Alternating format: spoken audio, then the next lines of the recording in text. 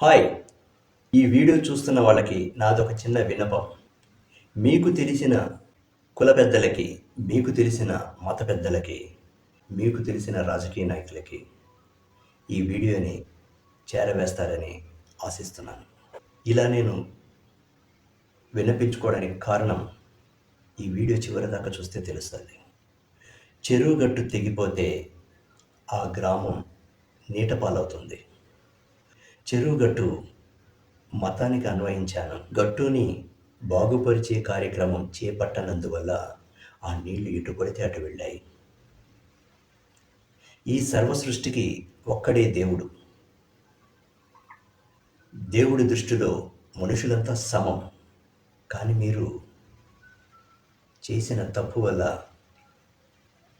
గట్టును పూడ్చుకోలేనందువల్ల, వేరే మార్గం లేక తమకు తెలిసిన ఒక మార్గం వాళ్ళు వెతుక్కున్నారు. ఆ మార్గమే యేసు మార్గం. యేసు అనే ఒక వ్యక్తి రావడం, నేను మిమ్మల్ని ప్రేమిస్తున్నాను, మీ పాపాలను నేను కడుగుతాను, మీ పాపాలను నేను మోస్తాను, మీకై రక్తం చిందిస్తాను, మీకై నేను సిలువను మోస్తాను అని చెప్పడం వల్ల ఆ మాటలకు ఆకర్షితులై చాలామంది అటుగా ప్రయాణం చేశారు. ఇప్పుడు చెప్పండి, తప్పు ఎక్కడ జరిగింది? కేవలం హిందూ మతంలోని కొంతమంది మత బోధకులు, మత ప్రచారకర్తలు చేసిన ఒకే ఒక తప్పు, 4 వర్ణాలు చూపెట్టి అందులో అట్టడుగు వర్గాన్ని చెప్పు కిందేసి తొక్కడం అనేది చాలా తప్పు. సాటి మనుషుల్ని మీరు గౌరవించకుండా దానికంటూ ఒక వర్ణం అని పేరు పెట్టి ఆ అట్టడుగు వర్గాన్ని మీరు చాలా దారుణంగా ఆ వర్గంతో నడుచుకోవడం వల్ల వాళ్ళు అటుగా ప్రయాణం చేయాల్సిన పరిస్థితి వచ్చింది.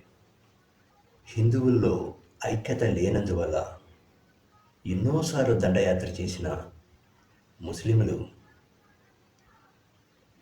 ఎట్టకేలకు ఈ గడ్డ మీద వాళ్ళ జెండా ఎగరవేసుకున్నారు. కేవలం ఐక్యమత్యం లేనందువల్ల.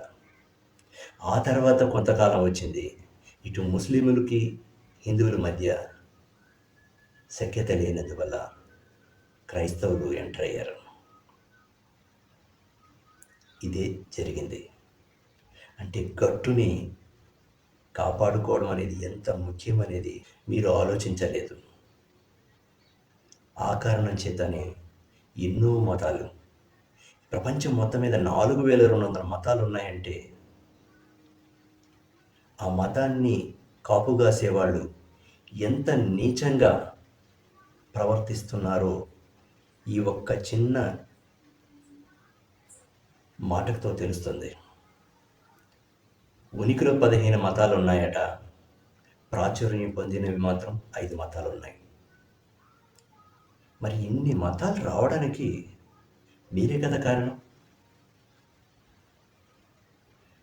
ప్రతి మతంలో ఇలాంటి భావాలతోనే ఉన్నారు అంటానికి కారణం ఏంటంటే, మనం చూపెట్టే దారి మంచిదైతే ఆ దారిలో ఎంతోమంది బాగుంటారు. మనం ఒక పనికిరాని దారి చూపెట్టాము, ఆ దారిలోని వాడు ప్రయాణం చేశారు. మనం వేసిన విత్తనం ఏదైతే ఉందో అది మంచిదైతే అది మహావృక్షంగా ఎదిగేది. మనం వేసిందే ఒక పనికిరాని విత్తనం. అందుకే ఇప్పుడు అది ఏకుకు మేకై కూర్చుంది. ఇప్పుడు చెప్పండి, తప్పు ఎక్కడ జరిగింది? మన గట్టుని మనం పూడ్చుకోలేనందువల్ల, మన తప్పులు మనం తెలుసుకోలేనందువల్ల, మనల్ని మనం సంస్కరించుకునే దిశగా మనం ఆలోచించలేకపోవడం వల్ల పరాయి మతాలు వేలకు వేలు పెరుగుతున్నాయి. అరే, సర్వసృష్టిలో దేవుడు ఒక్కడే అని ప్రతి మతం నమ్ముతోంది. దేవుడు ఒక్కడే అన్న దాని మీద పెట్టిన అచంచలమైన విశ్వాసాన్ని మనుషుల మీద మీరు చూపెట్టడం లేదు. ఆ ధర్మ మార్గాన్ని మీరు నడుచుకోవడం లేదు. అందుకే దేవుళ్ళు కూడా ఎక్కువయ్యారు. అనేక మతాలు ఏర్పడ్డాయి. అనేక విభిన్న మతాలు, విభిన్న జాతులు, విభిన్న ప్రాంతాలు, విభిన్న వేషధారణ, విభిన్న సాంప్రదాయాలు ఇన్ని రావడానికి కారణం మనుషులలో ఐక్యత లేనందువల్ల. సాటి మనిషిని మీరు మనిషిగా ఎప్పుడైతే గుర్తించడం మానేశారో అప్పుడే ఎన్ని రకాల మతాలు పుట్టుకు కారణమైంది. ఇప్పుడైనా మించిపోయింది లేదు. గట్టుని పూడ్చే కార్యక్రమం చేపట్టండి. ఆ మధ్యకాలంలో తన పేరేంటో నాకు తెలీదు, ఒక నిమ్న జాతీయుడుని తన భుజాల మీద కూర్చోబెట్టుకొని ఒక బ్రాహ్మణ ఉత్తముడు ఊరేగింపు చేశాడు. అది వినటానికి ఎంతో సంతోషం వేసింది. ఒక మంచి కార్యక్రమానికి అతను శ్రీకారం చుట్టాడు. కానీ మీరెవరు దాన్ని అనుసరించలేకపోయారు. మీరు మతం గురించి గొప్పగా చెప్పుకుంటున్నారు. నాకు తెలిసి ఒకానొక కాలంలో రామానుజులంతటి వారిగా తను ఆ విషయాన్ని చేసి చూపెట్టినప్పుడు మీరు దీనికి ఆ బాటలో పోలేకపోయారు.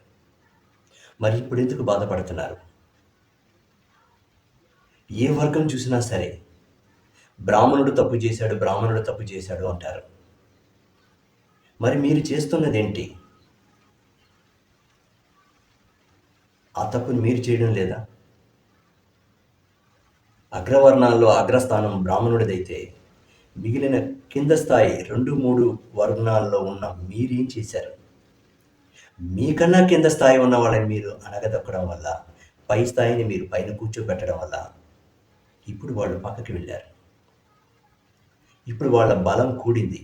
ఈ ప్రపంచంలోనే మహాశక్తిగా క్రిస్టియన్స్ ఎదిగారు. ఆ తర్వాత ముస్లిమ్స్ ఉన్నారు. ఆ తర్వాత బౌద్ధులు ఉన్నారు. ఇప్పుడు మీరు ఏదైతే గొప్ప అని చెప్పుకుంటున్నారో ఆ మతం ఏదైతే ఉందో ఇప్పుడు అది అట్టడుగు స్థానంలో ఉంది. మీ స్థానాన్ని మీరు గుర్తించండి. మీకై మీరు చేసిన తప్పుల వల్ల మీ స్థానాన్ని మీరు కోల్పోయారు. ఇప్పటికీ మించిపోయింది ఏం లేదు. గట్టును పూడ్చండయ్యా. మీరు చేసిన తప్పు ఎక్కడో మీరు సరిదిద్దుకునే ప్రయత్నం చేయండి. మిమ్మల్ని మీరు సంస్కరించుకోండి. అంతే తప్ప ఎదుటి మతాల మీద మీరు బురద చల్లకండి. కొంతమంది అంటుంటారు, ఏం బ్రదర్ మీకు ఎప్పుడు హిందువులే కనపడతారా? మీకు ముస్లిమ్స్ కనపడరా? క్రిస్టియన్స్ కనపడరా? వాళ్ళని మీరు ఏమనలేరే? మీకు దమ్ము లేదా అంటారు. కక్కిన కోటికి కుక్కలు కూడా ఆశపడవు, కానీ మీరు ఆశపడుతున్నారు. వాళ్ళు అది చేయడం లేదు. అలాంటి నిజం తెలిసినప్పుడు వాళ్ళని నేను ఎలా ఏలెత్తి చూపెట్టగలను? ఆలోచించారా?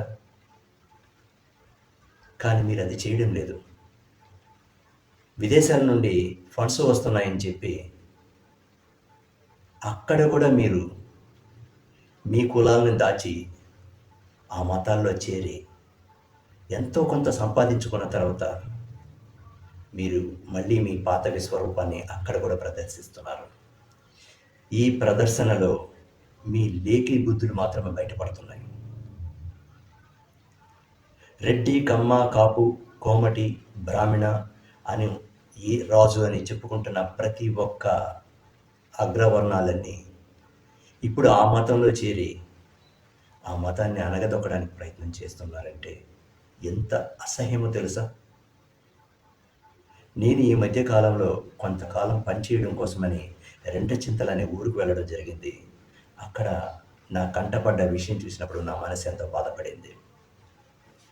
అక్కడ ధనిక వర్గానికి ఒక చర్చి, బడుగు వర్గానికి ఒక చర్చి ఉంది. దీని భావం మీకు ఇప్పుడు అర్థమయ్యే ఉంటుంది.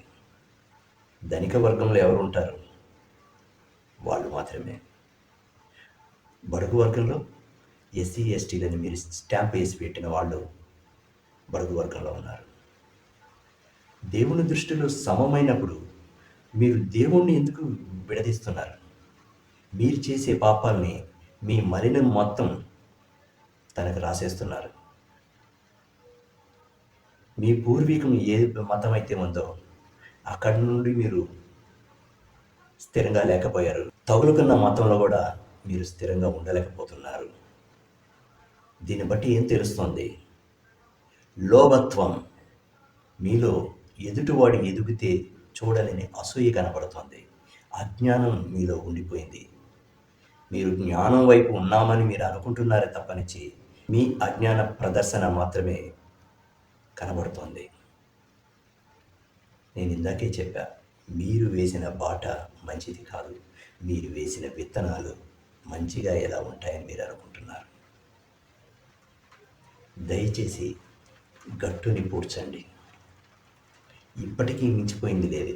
కుల పెద్దలారా, మీ కులగజ్జిని కాస్త పక్కకి పెట్టి అట్టడుగు వర్ణం అయితే ఏదైతే ఉందో ఆ వర్ణాన్ని మీరు కలుపుకోగలిగితే అప్పుడు ఈ హిందూ మతం ఏదైతే ఉందో అది ఒక మహోన్నత స్థితికి చేరుకుంటుంది. కాదు కూడదు, మేము కులానికి మాత్రమే మేము కట్టుబడి ఉంటాము అనేసి అనుకుంటే అది మీ దౌర్భాగ్యం. మీలాంటి వాళ్ళ వల్లే దేవుడు అనేవాడు మాయమైపోయాడు. మీరు చేసే పాపాలకి దేవుడు అనేవాడు కనుమరుగయ్యాడు అనేది గుర్తించండి ఫస్ట్. ఈ విషయంలో నేను ఎక్కడ కానీ తప్పుగా మాట్లాడాను అని అనుకోవడం లేదు. విజ్ఞత గల వాళ్ళు నా మాటల్లో ఉన్న నిజాయితీని మీరు గమనిస్తే ఈ వీడియోని 10 మందికి చేర్చే ప్రయత్నం చేయండి. ఈ వీడియో నచ్చితే సబ్స్క్రైబ్ చేయండి. సబ్స్క్రైబ్ చేయడం వల్ల మీకు డబ్బులు పోబోయేది లేదు, డేటా లాస్ అయ్యేదేం లేదు.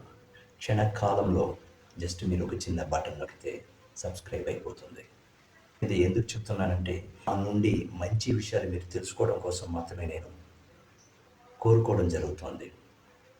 అంతే తప్ప ఈ వయసులో నేను పిచ్చి పిచ్చి వీడియోలు పెట్టి టిక్టాక్లో గంతులేసి రకరకాల పాటలు పాడి మిమ్మల్ని ఎంటర్టైన్ చేసి ఆ యూట్యూబ్ వాళ్ళు ఏదైతే డబ్బులు ఇస్తారో దానితో నేను పొట్ట పోసుకోవడం అనేది నాకు నచ్చలేదు.